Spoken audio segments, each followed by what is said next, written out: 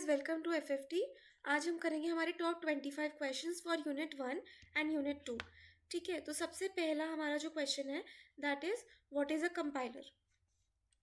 What is a compiler, how it is different from interpreter and explain the need of translators.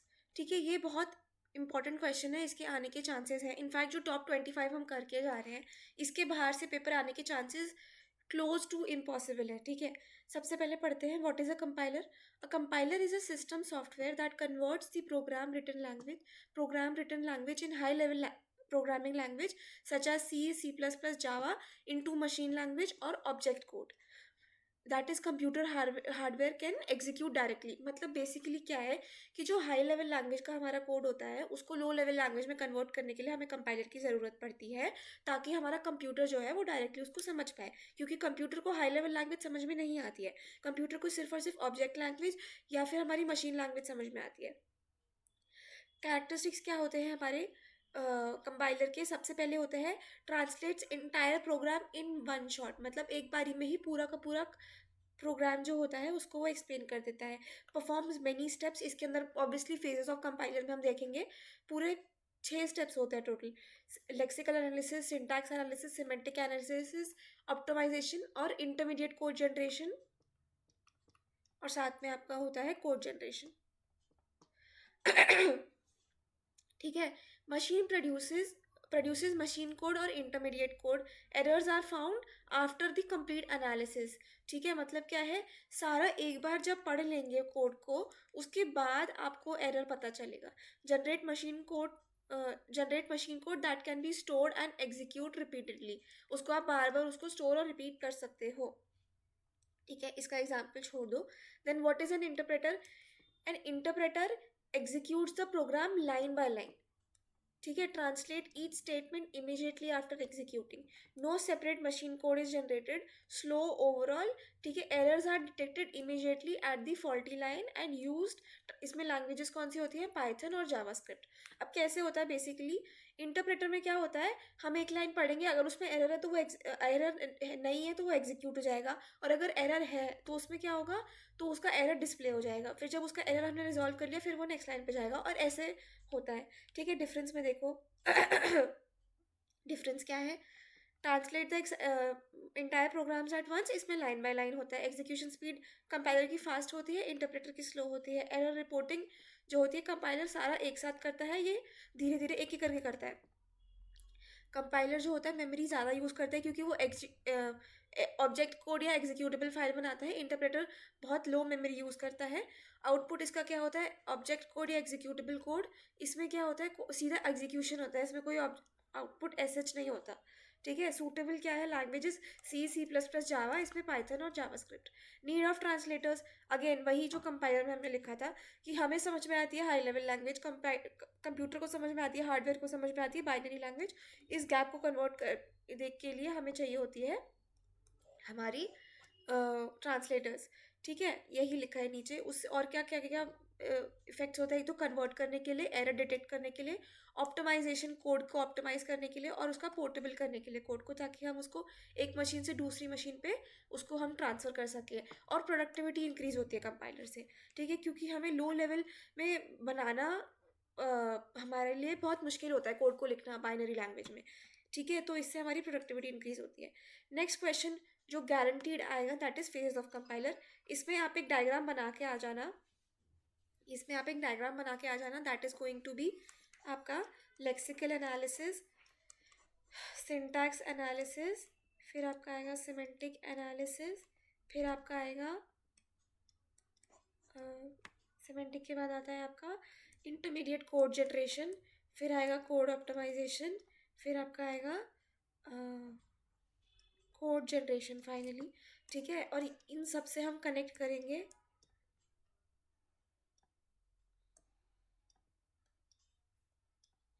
यहाँ पे आ जाएगा आपका symbol table, और यहाँ से आप कनेक्ट कर दोगे। ये शॉर्ट फॉर्म में मत लिखना, पूरा लिख के आना, मैं शॉर्ट में लिख रही हूँ।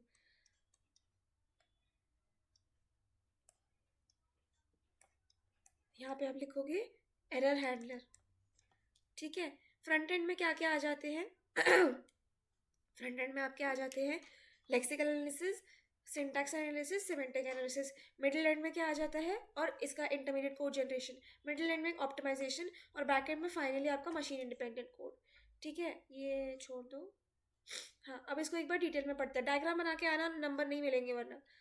ठीक है, सबसे पहले आपका आता है लेक्सिकल एनालिसिस। उसमें क्या होता है, रॉ इनपुट्स कैरेक्टर्स का लेता है, आउटपुट टोकन्स होता है, removes white spaces and comments, converts the stream of characters into meaningful unit. Example इसके क्या है, ये छोड़ दो। ठीक है, टोकन्स की एग्जाम्पल के बिना ये। फिर आपका आता है सिंटैक्स एनालिसिस। सिंटैक्स एनालिसिस में क्या होगा, इनपुट इसका होता है टोकन, आउटपुट होता है parse tree, checks if token follow the grammar according to CFG, detect syntax error. Example क्या है इसके, ऑपरेटर, पैरेंथेसिस, स्ट्रक्चर, ये सब को चेक करता है। फिर आता है आपका सिमेंटिक एनालिसिस। उसमें क्या होता है, इनपुट होता है पार्स ट्री, आउटपुट होता है एनोटेटेड पार्स ट्री या एनोटेटेड ट्री। ठीक है, करता क्या है ये, टाइप चेकिंग करता है, अनडिक्लेयर्ड वेरिएबल को चेक करता है, फंक्शन पैरामीटर सही है कि नहीं चेक करता है, ensure program is semantically valid. ठीक है, फिर आपका आता है इंटरमीडिएट कोड जनरेशन। उसमें क्या होता है, वो प्रोड्यूस करता है आपको 3 एड्रेस कोड करके देता है। ठीक है, और 3 एड्रेस कोड कैसे प्रोड्यूस करते हैं, जैसे फॉर एग्जाम्पल अगर हमें गिवन है A प्लस बी इंटू सी, अगर इसको बी इंटू सी के बिना है, इसको हमें कन्वर्ट करना है 3 एड्रेस कोड में, तो हम कैसे करेंगे, हम सबसे पहले जिसकी हायर प्रेसिडेंस होती है ऑपरेटर में, विच इज़ मल्टीप्लाई, उसको लेंगे, T1 is equals to B into C. फिर हम लेंगे फिर हम लेंगे T2, उसके अंदर हम स्टोर करा देंगे A प्लस T1। अब ये T2 और T1 क्या है, हमारे टेम्प्रेरी वेरिएबल्स हैं। ठीक है, फिर आपका आता है फाइनली कोड ऑप्टिमाइजेशन। उसमें क्या होता है, removes the inefficiency, dead code eliminate करता है, एल्जेब्रिक सिंप्लीफिकेशन करता है, और फाइनली लूप ऑप्टिमाइजेशन करता है। और उसके बाद आता है फाइनल कोड, आपका फाइनल स्टेट जो होता है, final phase which is code generation, converts the optimized code into assembly या फिर machine code, allocates register, generates instructions. ठीक है, इसके साथ हमने 2 चीज़ें और देखी थी डायग्राम में। सबसे पहले था आपका सिंबल टेबल। सिंबल टेबल का क्या काम होता है, वो एक बेसिकली आइडेंटिफायर्स की इन्फॉर्मेशन स्टोर करता है। क्या क्या इन्फॉर्मेशन स्टोर करता है, नाम, data type, scope, memory location. ठीक है, उसकी वैल्यू क्या है, बहुत सारी ऐसी चीज़ें स्टोर करके रखता है। ठीक है, और एरर हैंडलर का काम क्या होता है, हैंडल करता है एरर को, lexical error, syntax error, semantic errors, और आपका run time error. Lexical error में क्या आएगा, आप लिखोगे इसमें अगर बाई चांस स्पेलिंग आपने ऐसे लिख दिया A, तो 1A is a lexical error, क्योंकि हमने ऑलरेडी डिफाइन किया हुआ है कि आपका कोई भी आइडेंटिफायर जो है वो या तो अल्फ़ाबेट से स्टार्ट होगा या फिर वो अंडरस्कोर से स्टार्ट होगा, वो कभी भी आपके नंबर से स्टार्ट नहीं हो सकता। ठीक है, सिंटैक्स एरर में क्या आएगा, आप ब्रैकेट लगाना भूल गए, आपने लिखा if A is equal to B, और फिर आप यहाँ पे ऐसे लिख दिया, ये वाला ब्रैकेट भूल गए, तो ये आपका सिंटैक्स एरर में आएगा। फिर आपका आता है सिमेंटिक एरर, सॉरी, फिर आपका आता है सिमेंटिक एरर। हाँ, फिर आपका आता है सिमेंटिक एरर।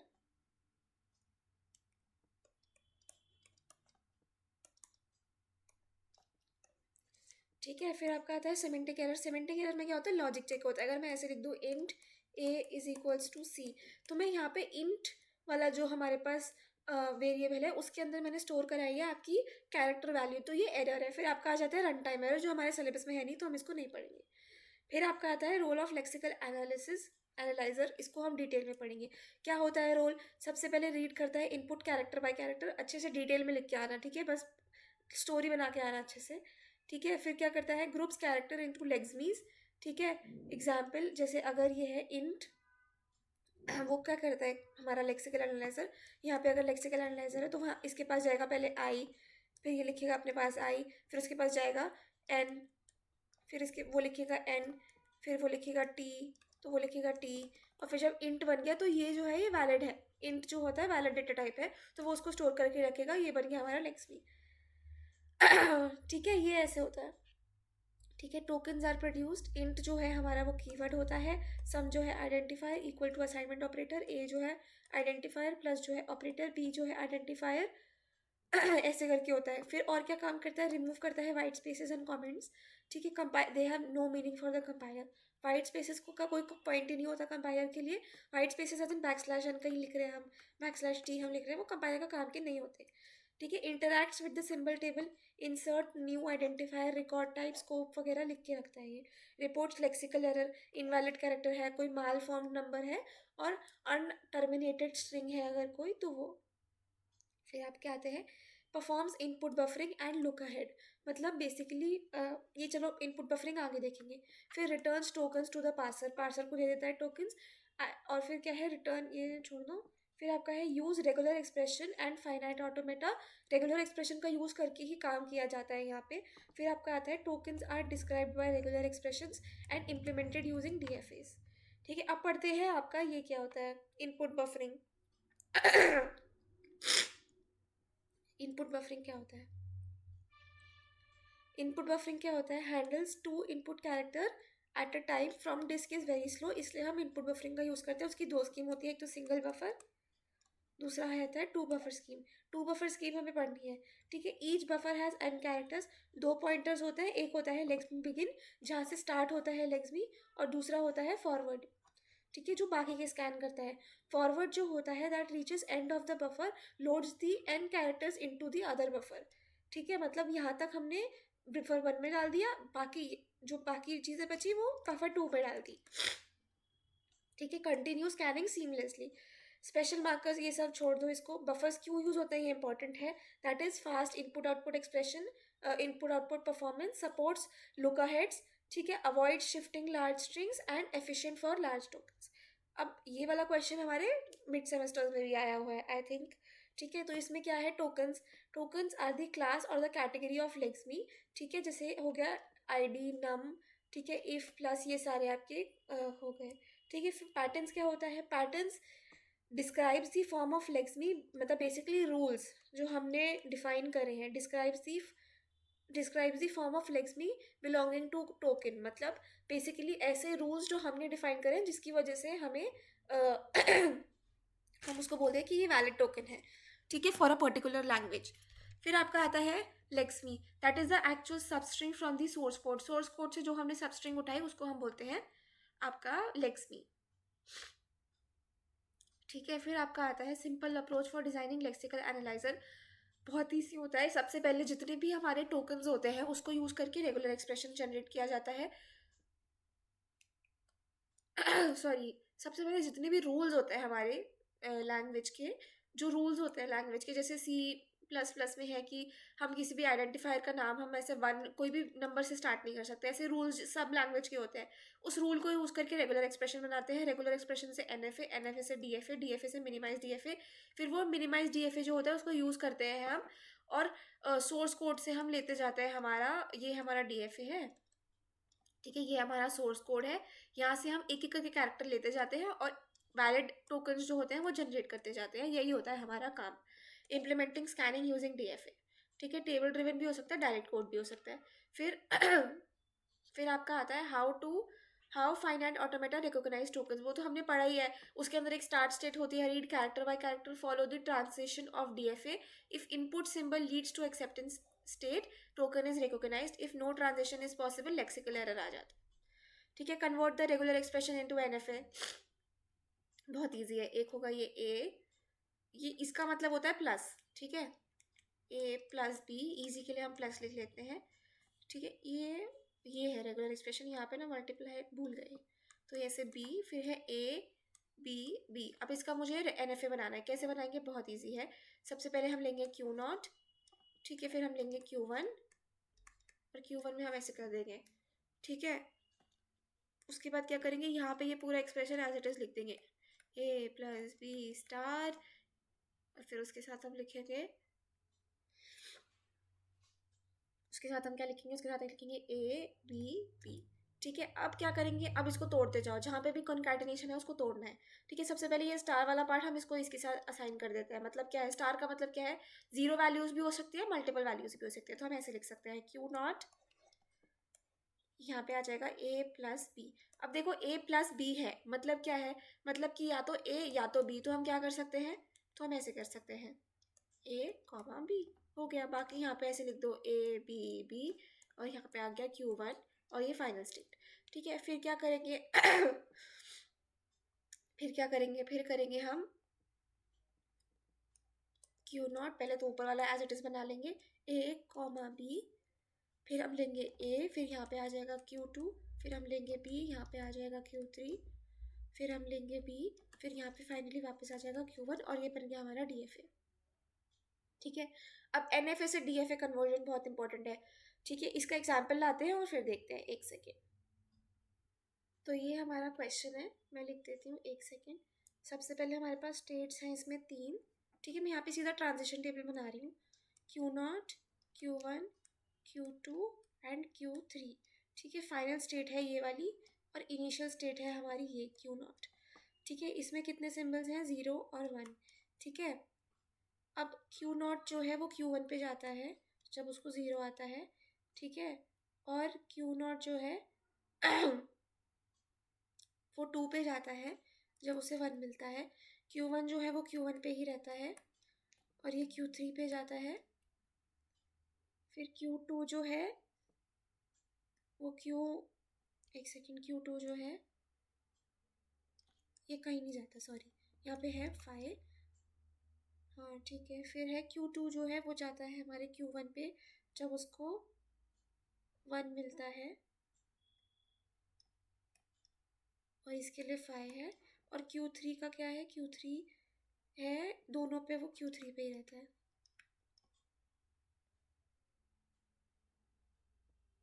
हाँ बस ठीक है, ये है हमारा, ठीक है। इससे हमें बनाना है DFA।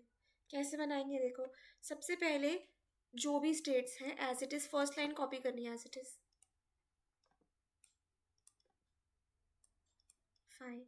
फिर है फिर इसमें Q1 यहाँ पे नया स्टेट है तो Q1 को आप डिफाइन करो, Q1 है Q1, Q3, ठीक है। फिर Q3 को डिफाइन करो, क्योंकि Q1 को हम कर चुके हैं, अब हम Q3 को करेंगे, Q3 को करेंगे डिफाइन, Q3 को डिफाइन करेंगे। Q3 कहाँ जाता है, Q3 पे और Q3 पे। ये हमारा बन गया ट्रांजिशन टेबल। अब हम इसको यूज़ करके DFA बनाएंगे, ठीक है। अभी 5 हमने कुछ लिखा नहीं है तो उसको थोड़ी देर के लिए भूल जाओ कैसे करना है, ठीक है।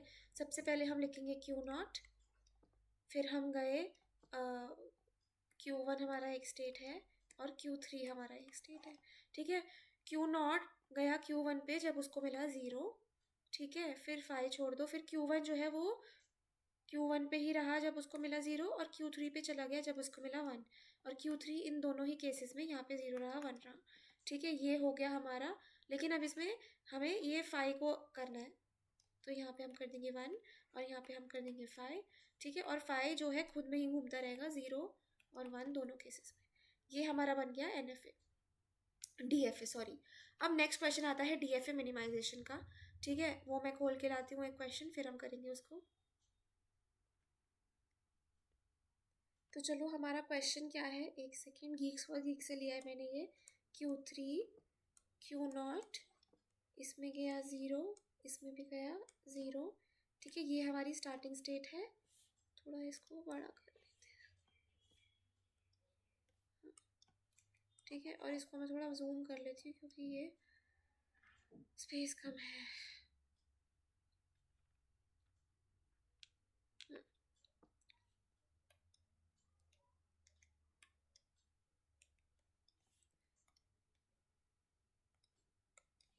ठीक है चलो, क्या है, Q3, Q0, ये हमारी स्टार्टिंग स्टेट है 0, फिर 1 के लिए ये यहाँ पे जा रहा है Q1, ये हमारी one of the final states है। फिर ये जा रहा है 0 Q2 पे, this is also final state, ठीक है। और ये जा रहा है 0 पे, ये ऐसे जा रहा है, ठीक है। फिर है हमारा 1, ये है Q5, 0,1 और इससे जा रहा है ये 1,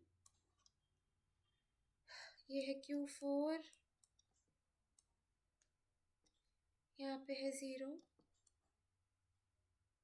यहाँ पे है 1, फिर ये है 1। अब एक सेकेंड, 1 2 1 2 1 2 1 2 1 2, हाँ ठीक है। तो ये हमारा DFA बन गया। इसको अब हमें मिनिमाइज करना है, ठीक है। देखते हैं कैसे करेंगे। सबसे पहले देखो कोई अनरीचेबल स्टेट है, मतलब स्टार्ट से वहाँ पे हम नहीं जा सकते, तो स्टार्ट से हम Q3 पे जा सकते हैं, Q1 पे जा सकते हैं, Q2 पे भी जा सकते हैं, और Q0 से Q1, Q2, फिर ये Q5 पे भी जा सकते हैं, ठीक है। और Q0 से Q3, Q3 से Q4, तो सारे स्टेट जो है वो हमारे आप कह सकते हो कि कोई भी ऐसा अनरीचेबल स्टेट नहीं है, ठीक है। अब हम क्या करेंगे, अब हम इसको डिवाइड करेंगे आपके फाइनल और नॉन फाइनल स्टेट्स की फॉर्म में।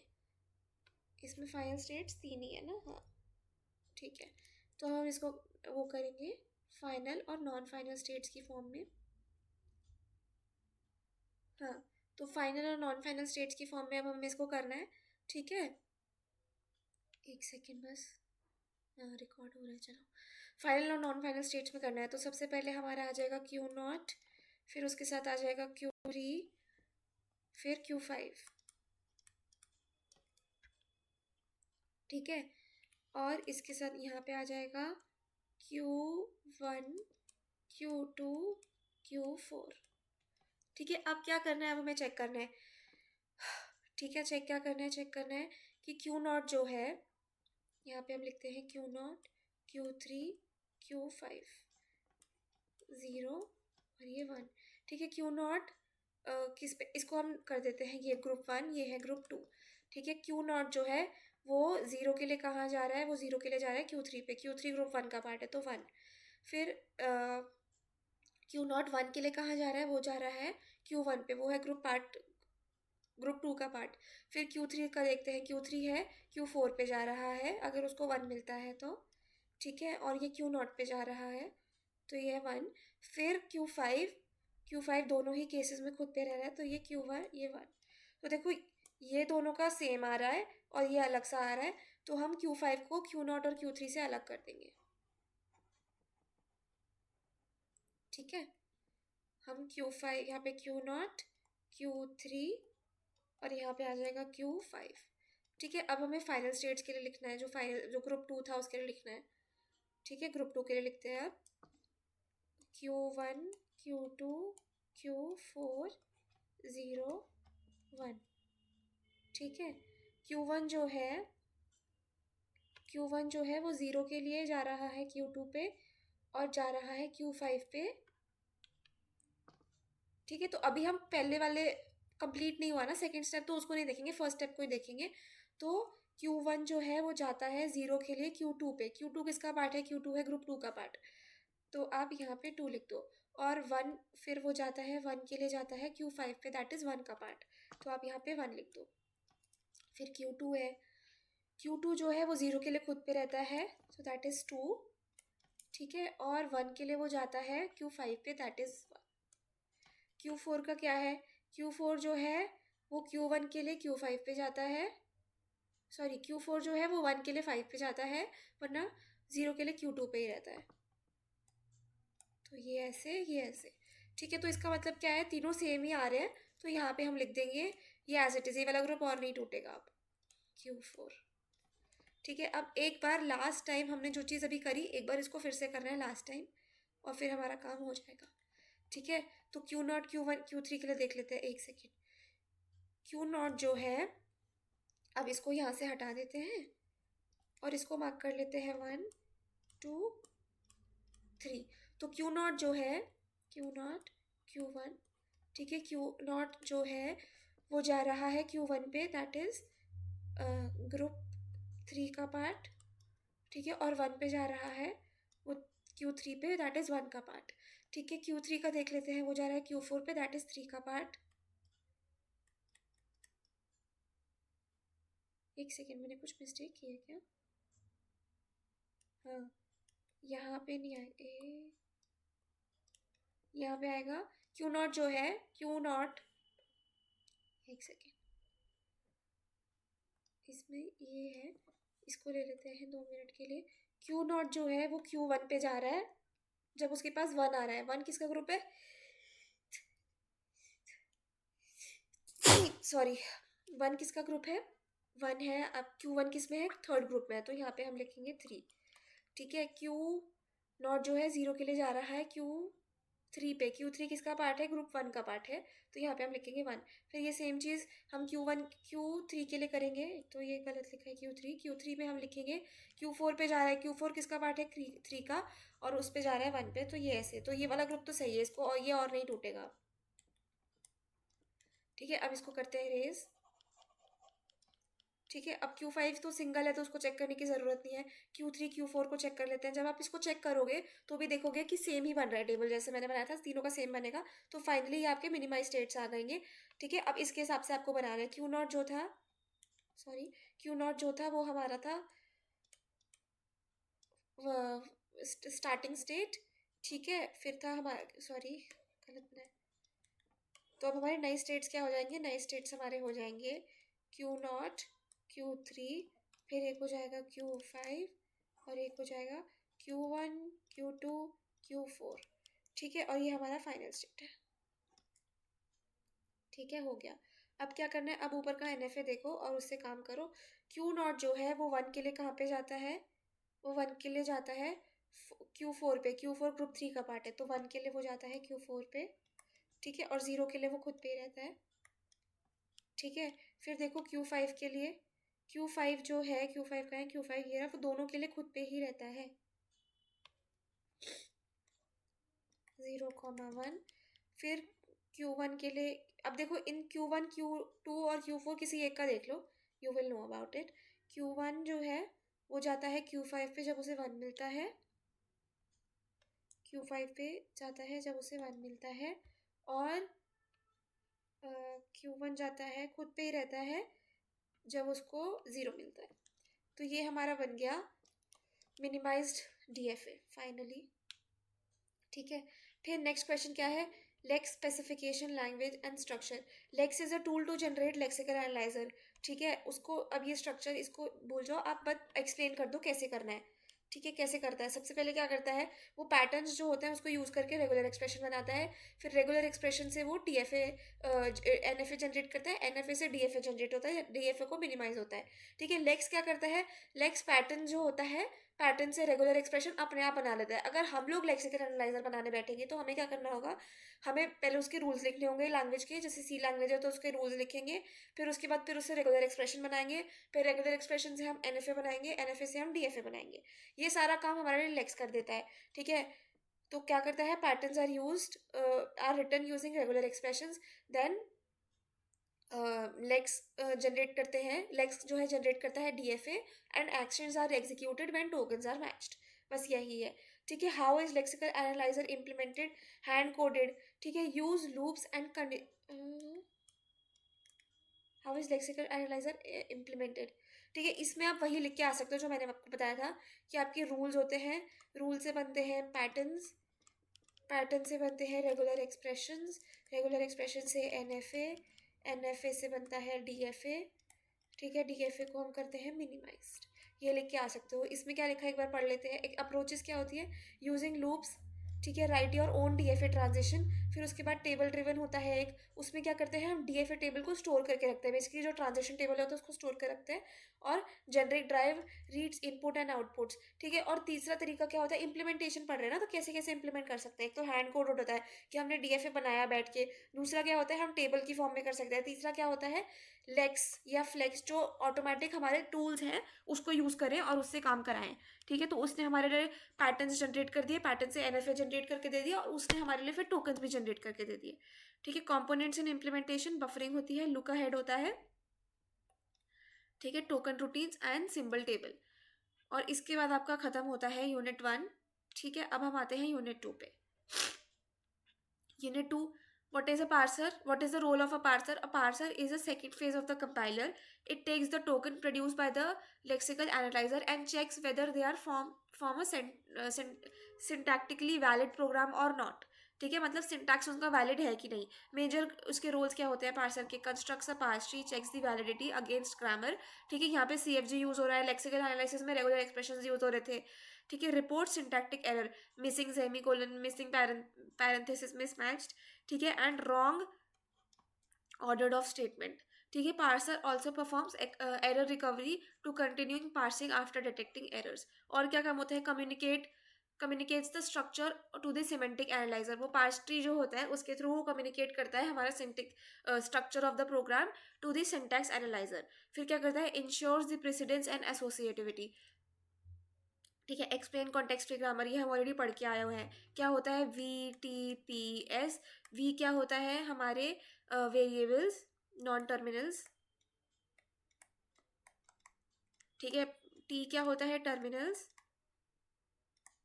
ठीक है, पी क्या होता है, प्रोडक्शन रूल्स।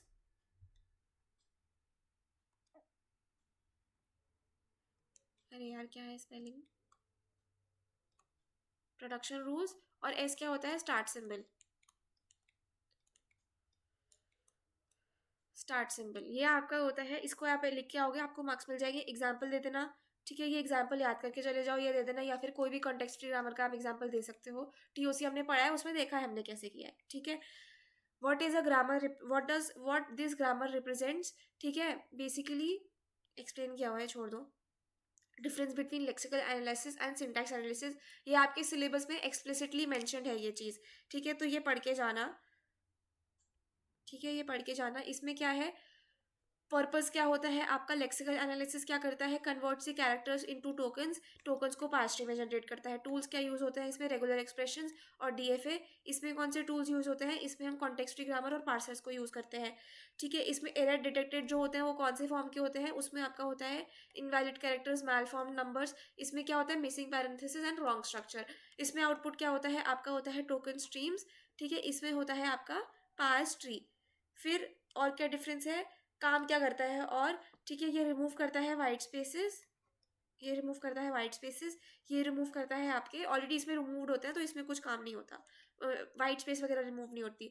जो हमारा लेक्सिकल एनालिसिस होता है वो स्कैनर के थ्रू इम्प्लीमेंट होता है, जो सिंटैक्स होता है वो पार्सर के थ्रू इम्प्लीमेंट होता है। अब what is ambiguity, how to remove ambiguity. ठीक है, एम्बिग्विटी क्या होती है, A grammar is ambiguous if a string has more than one leftmost or rightmost derivation। ठीक है, मतलब कि अगर मुझे ये स्ट्रिंग जनरेट करनी है तो मैं इसके दो पार्शियल बना सकती हूँ। जैसे मैंने बनाया ई प्लस, सॉरी, जैसे मेरे पास है ई, मैंने इसे बनाया ई प्लस ई। हाँ, फिर इसको मैंने और एक्सपांड कर दिया, इसमें मैंने कर दिया ई इंटू ई, और फिर ये मैंने कर दिया ID, इसको भी मैंने कर दिया ID, इसको भी मैंने कर दिया ID, तो मेरे पास बन गया ई प्लस ई इंटू ID। तो ये बन गई मेरे पास। ठीक है, अब मैं एक और के थ्रू इसको बना सकती हूँ, दिखाती हूँ कैसे।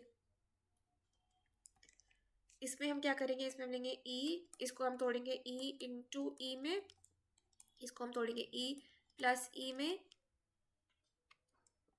ठीक है, अब आप देखोगे तो वही ट्री डिफरेंट है, पर जो स्ट्रिंग हमने जनरेट किया है वो सेम है। यही होती है एम्बिग्विटी, इससे हमारा पार्सर जो होता है वो कंफ्यूज हो जाता है।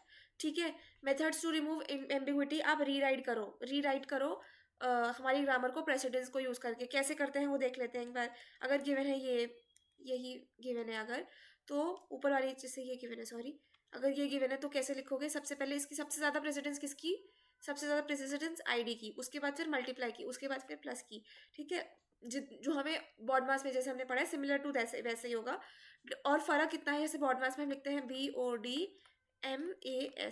ठीक है, बट फ़र्क क्या है, बॉड मास में डिवीजन और मल्टीप्लिकेशन में से डिवीजन हम पहले करते हैं फिर मल्टीप्लिकेशन करते हैं, लेकिन बॉड मास में क्या होता है, लेकिन हमारे प्रेसिडेंस में क्या होता है, डिवीजन और मल्टीप्लिकेशन दोनों सेम लेवल की मानी जाती हैं। जो भी आपको राइट साइड पे दिखे पहले उसको करना है। ठीक है, same goes with addition and subtraction. ठीक है, दोनों जो होती है सेम आपके प्रेसिडेंस की मानी जाती हैं, तो जो आपको राइट साइड पे पहले दिखे उसको करना है। ठीक है, और इन सबसे ज़्यादा प्रेसिडेंस होती है आपकी ID की, मतलब आपका कोई भी आपका नॉन वेरिएबल जो होता है उसकी। ठीक है, तो सबसे ज़्यादा प्रेसिडेंस ID की, सबसे कम प्रेसिडेंस यहाँ पर प्लस की, तो हम सबसे पहले प्लस को खोलेंगे। ठीक है, यहाँ पे हमने लिख दिया पहला पार्ट एज इट इज, दूसरा पार्ट पे हमने कर दिया T। फिर क्या करेंगे, फिर हम लिखेंगे T से, तो हम लिखेंगे और यहाँ पे आ जाएगा /T। फिर हम लिखेंगे T इंटू F, और यहाँ पे कर देंगे F। और फाइनली लास्ट वाली प्रेसिडेंस जो है उसको यूज़ करेंगे, लास्ट वाला जो रूल है उसको यूज़ करेंगे, F टेंड्स टू ID।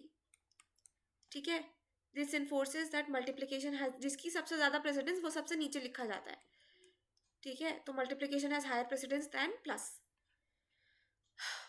फिर आपका क्या है, फिर है आपका इन्फोर्स इस एसोसिएटिविटी, मतलब लेफ्ट एसोसिएटिविटी क्या है, मतलब आपका लेफ्ट एसोसिएटिव है कि राइट एसोसिएटिव है।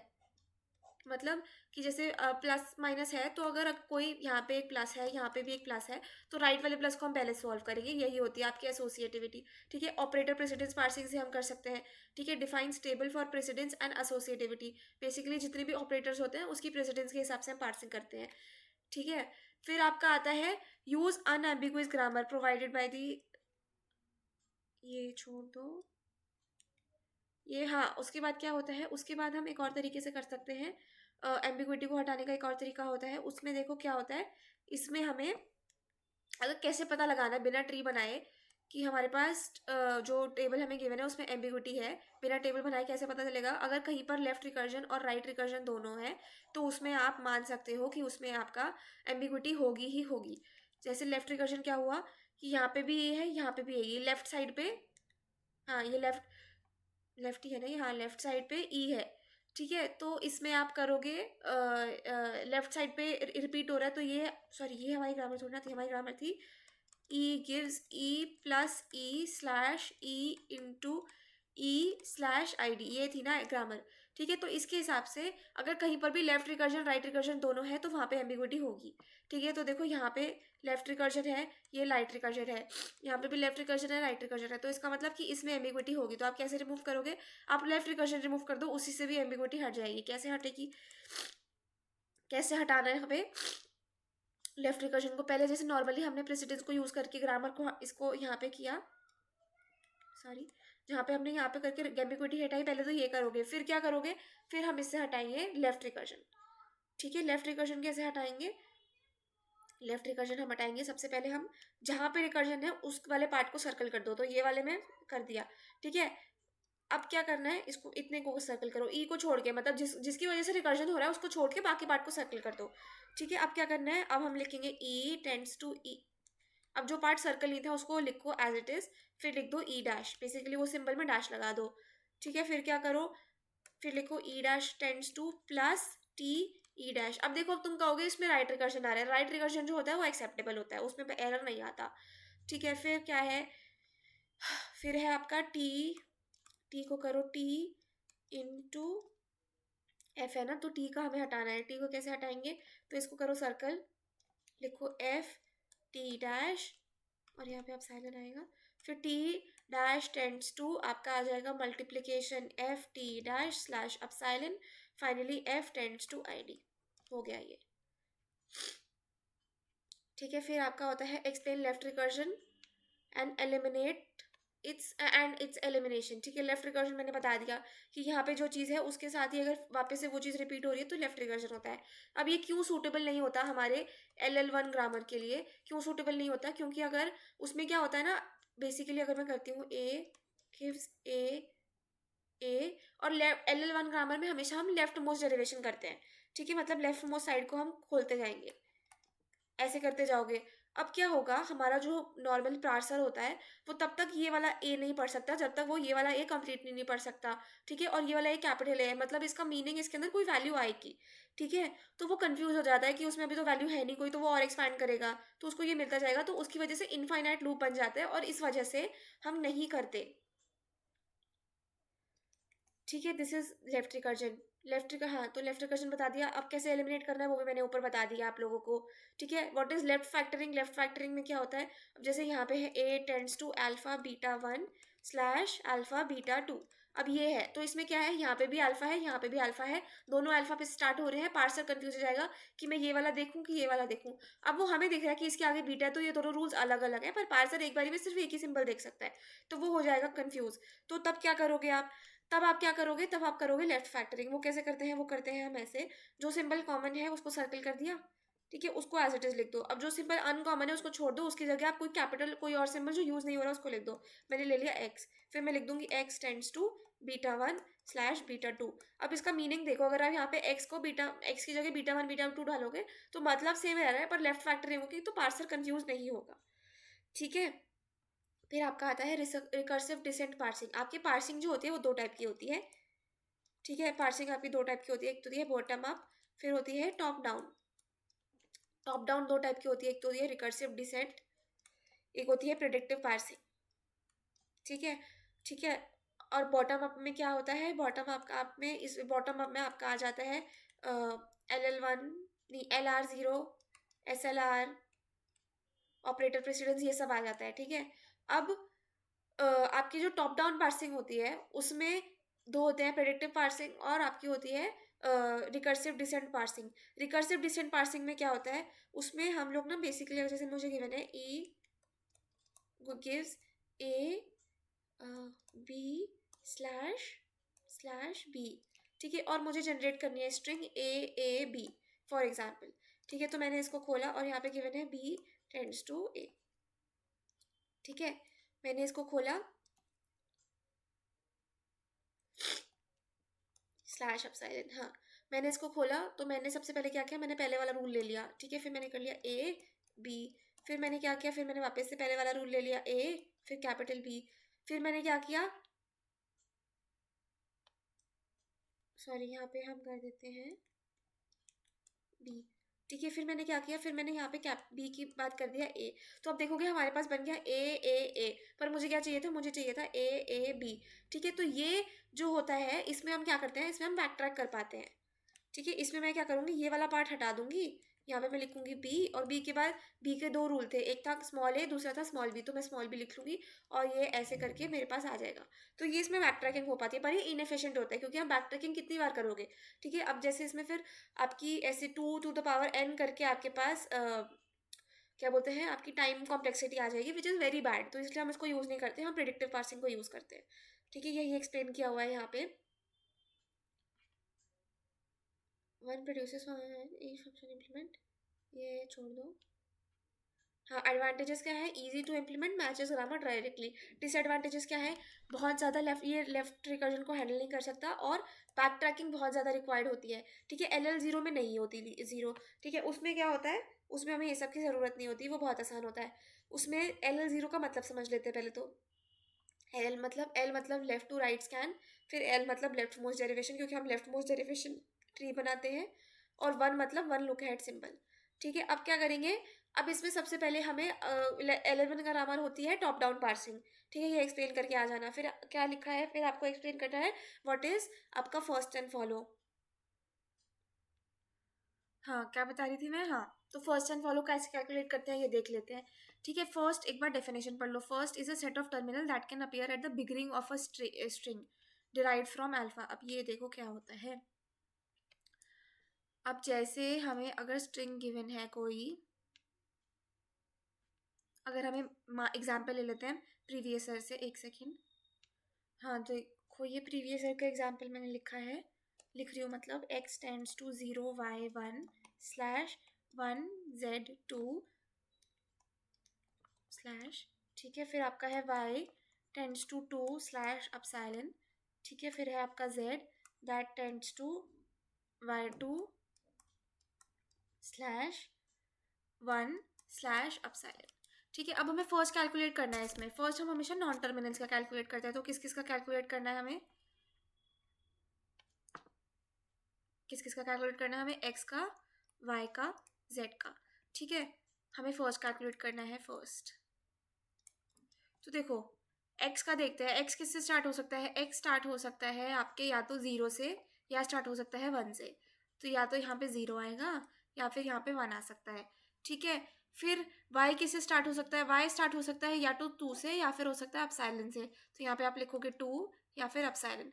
z किससे स्टार्ट हो सकता है, z स्टार्ट हो सकता है, एक तो हो सकता है 1 से, दूसरा हो सकता है अपसाइलन से, 1 से, अपसाइलन से, या फिर y से। तो मतलब y किससे स्टार्ट हो रहा है, 2 से, तो आप यहाँ 2 लिखोगे, ये आपके आ गए फर्स्ट।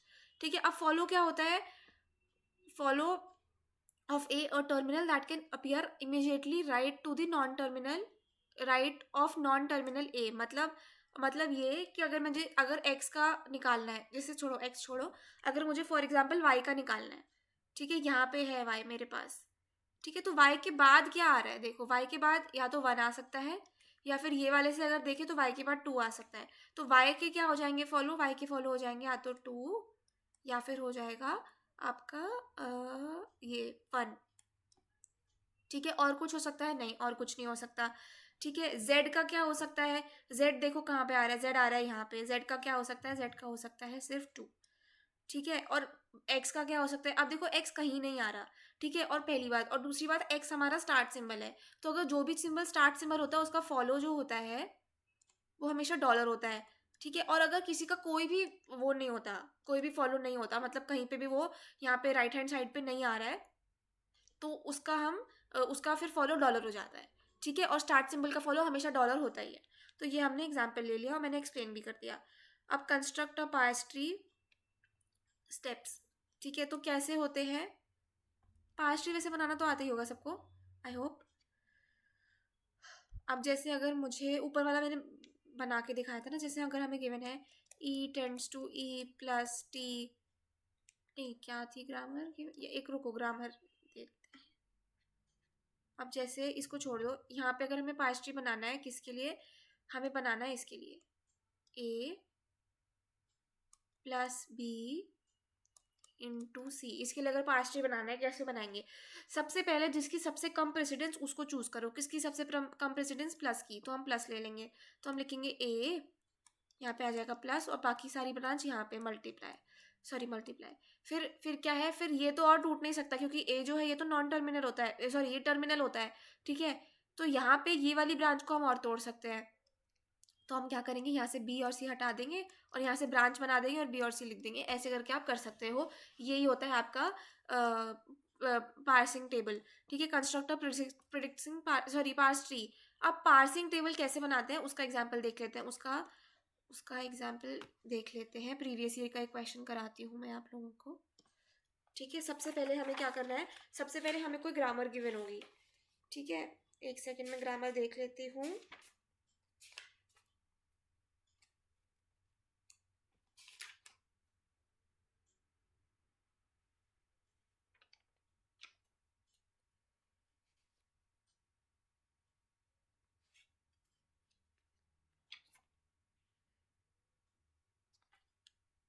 हाँ एक सेकेंड मिल गया बस।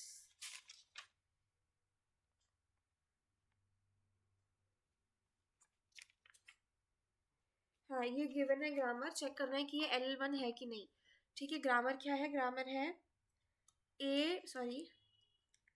S tends to A tends to A and also ये है A। ठीक है। अब हमें चेक करना है कि फर्स्ट क्या होगा, हमारे फर्स्ट और फॉलो निकालेंगे सबसे पहले सबका। तो हमारे पास दो ही नॉन टर्मिनल्स हैं which is A S and A। तो सबसे पहले फर्स्ट एंड फॉलो निकालते हैं, फर्स्ट या फिर फॉलो। ठीक है। एस का फर्स्ट क्या होगा, एस का फर्स्ट या तो ए हो सकता है स्मॉल ए, या फिर जो ए का फर्स्ट होगा वो होगा, वो भी स्मॉल ए है तो उसको छोड़ दो, मतलब एक बार लिख दिया काफ़ी है। फिर ए का फर्स्ट क्या होगा, ए का फर्स्ट ए ही होगा। फिर फॉलो देखते हैं, फॉलो क्या होगा, यहाँ पे आ रहा है कहीं पर आपका डॉलर नहीं आ रहा, तो फिर यहाँ पे डॉलर आपका, सॉरी यहाँ पे तो स्टार्ट से पहले तो डॉलर आएगा, फिर यहाँ पे और कहीं आ नहीं रहा तो सिर्फ यही होगा इसका फॉलो। फिर दूसरा क्या है, दूसरा आप देखो ए के बाद कुछ भी नहीं आ रहा तो ये इसको फॉलो करेगा, तो जो एस का फॉलो होगा वही ए का फॉलो होगा, वो एस का फॉलो क्या है डॉलर, तो आपका आ जाएगा डॉलर। अब क्या करोगे, अब आप बनाओगे इसकी टेबल। ठीक है। टेबल बनाओगे इसकी, ऐसे बनाओगे टेबल। ठीक है। यहाँ पे आप लिखोगे टर्मिनल्स एस ए, और ऊपर आप लिखोगे नॉन टर्मिनल्स। नॉन टर्मिनल्स आपके दो ही हैं, एक तो है ए और दूसरा आपका आ जाएगा डॉलर। ठीक है। ऐसे बनाओगे आप। फिर क्या करोगे, फिर आप यहाँ पे वैल्यूज डालोगे। एक सेकेंड बस। तो आप ऐसे टेबल बनाओगे, फिर क्या करोगे, फिर है इसमें हमारा ए जो है दैट गोज टू, देखो अगर हमें ए, हाँ अगर हमें ए चाहिए, स्मॉल ए चाहिए, तो वो कहाँ पे जाना चाहिए, वो जाना चाहिए इधर। एक सेकेंड। हाँ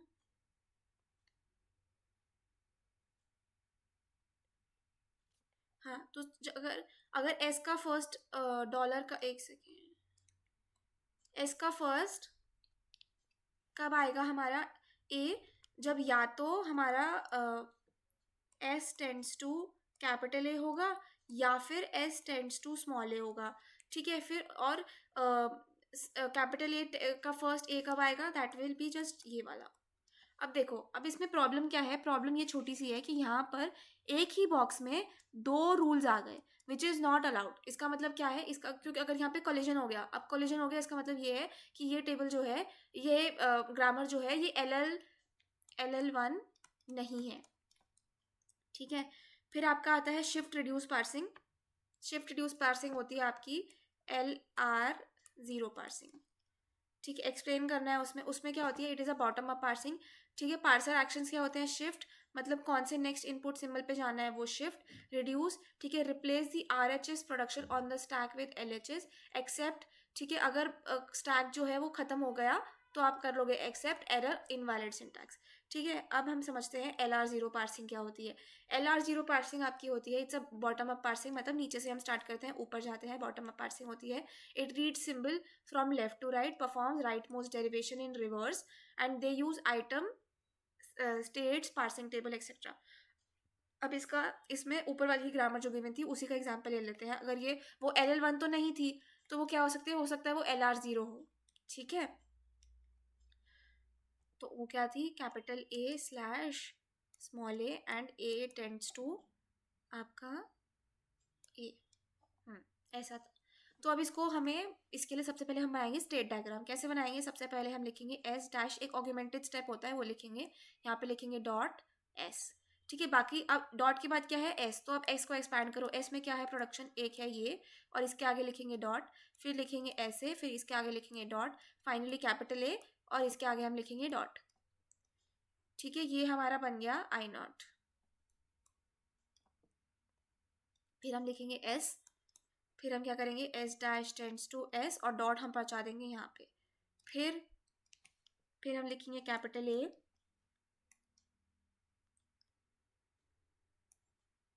कैपिटल ए में क्या आएगा, S टेंड्स टू A, और यहाँ पे आ गया डॉट। फिर हम स्मॉल ए के लिए लिखेंगे, अब स्मॉल ए के लिए हम दोनों एक साथ लिख सकते हैं, तो यहाँ पे आ जाएगा S tends to A dot, और यहाँ पे आ जाएगा A tends to A dot. अब देखो ये हमने बना लिया स्टेट डायग्राम, ठीक है। अब हम क्या करेंगे, अब हम इससे बनाएंगे टेबल, ठीक है। हम इसको मार्क कर देंगे I1, ये I0 था, ये I1, ये I2, ये आ गया I3, ठीक है। अब हम यहाँ लिखेंगे I0, I1, I2, I3,